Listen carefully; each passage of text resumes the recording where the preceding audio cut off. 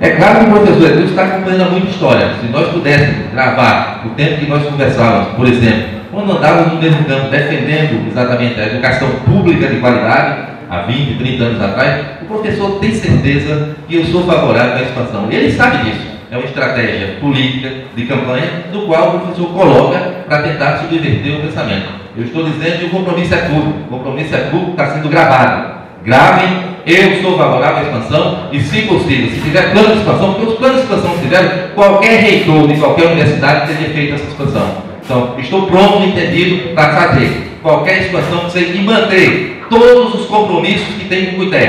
Não vai ser porque o diretor de CUTE, que está administrando o CUTE, vai ser do campo diferente do reitor, que o reitor não vai tratá-lo assim. Essa não é a nossa prática. Nós vamos dialogar com o diretor de CUTE da mesma forma que vamos dialogar com o diretor que está no nosso campo, porque nós estamos aptos a dialogar com a divergência. Essa é a prática de quem quer construir uma concepção de universidade diferente.